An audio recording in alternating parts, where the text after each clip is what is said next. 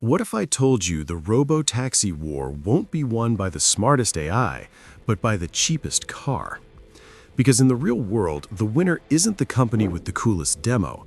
It's the one that can put millions of vehicles on the road, run them profitably, and undercut everyone else. And right now, we're watching that chess match unfold in real time.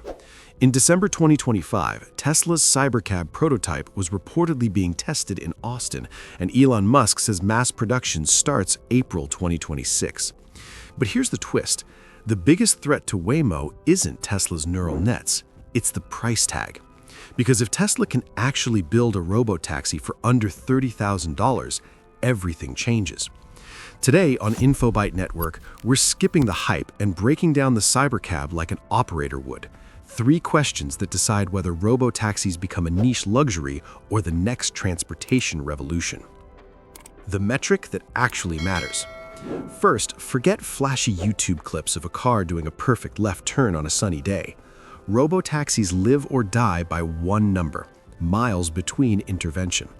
That's how far the vehicle drives before a human has to step in, remotely or in person, because something got confusing, risky, or just unpredictable. And unpredictable is exactly what real cities are made of. Heavy rain glare on cameras, temporary cones and lane shifts, construction crews waving traffic through, faded markings that humans just get but robots often don't. This is why "it drove fine on my test ride" proves almost nothing. A serious robotaxi needs to survive 3 validation layers. Layer 1, real-world complexity. Downtown intersections, weird merges, tight parking lots, faded lanes. Layer 2, chaos. Temporary signs, cones, detours, emergency vehicles, and people doing random people things. Layer 3, smoothness and social driving.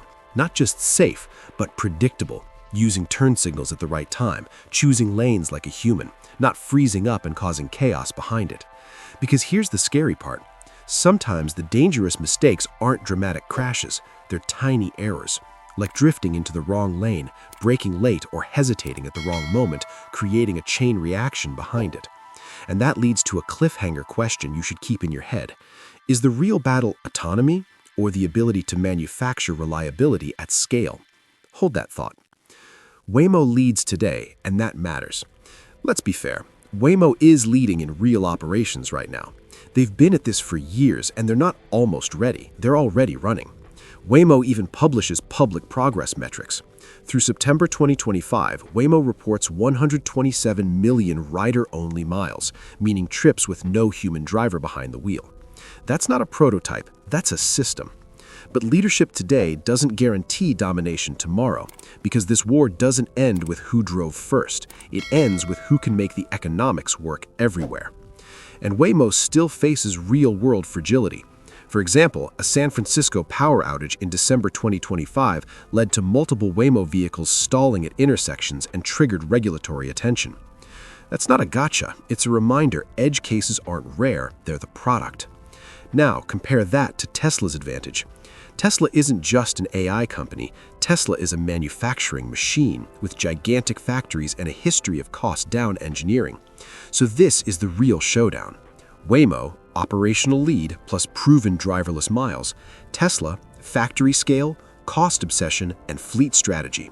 And price is where the war gets brutal. The $30,000 bombshell. Because if robotaxis are expensive, they stay limited. A Reuters Breaking Views analysis pointed out analysts estimating Waymo's current vehicles could cost over $120,000, with future generations potentially trending lower over time. Random cost estimates often land even higher depending on what's included: sensors, compute, redundancy, and fleet support.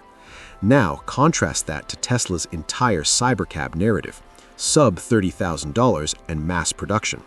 That's not a small difference. That's the difference between premium robotaxi service in a few cities and robotaxis everywhere, pushing down transportation costs across the board.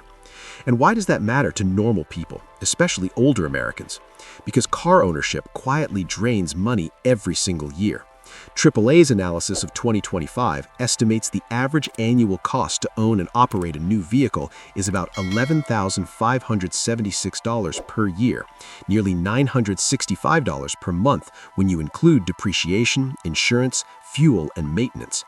So, if robotaxis become cheap and reliable, it's not just taxis without drivers, it's an attack on the entire idea that everyone needs to own a car. Now let's talk engineering, not vibes. If you design a vehicle for personal ownership, you care about luxury feel, brand identity, wow factor.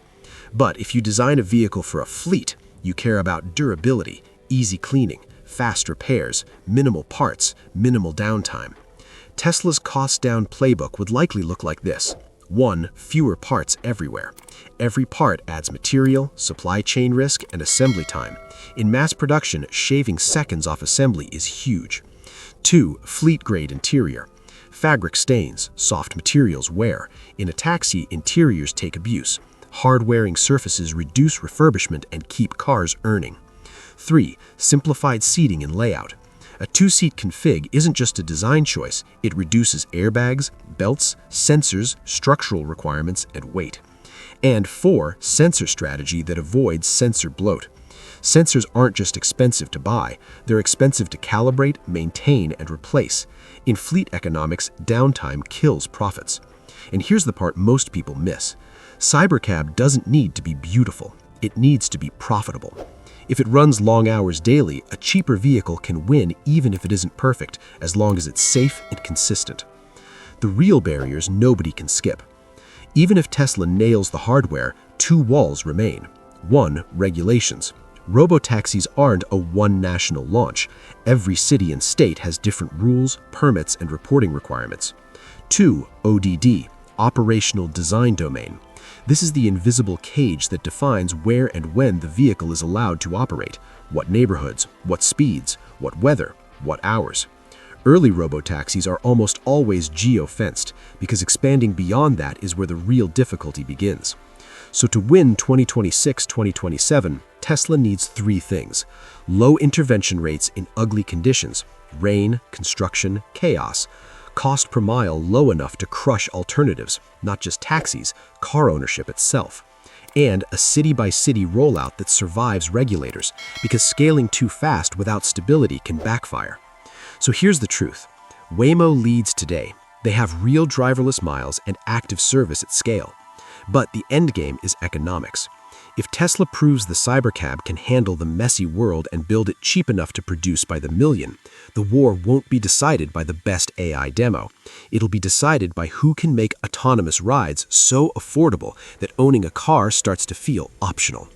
Now, I want your take. One word in the comments: AI or scale? What do you think will decide the robotaxi winner?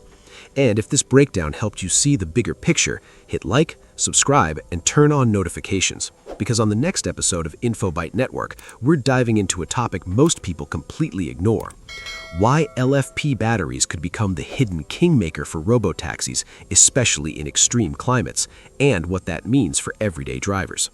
Thanks for watching, and I'll see you in the next one.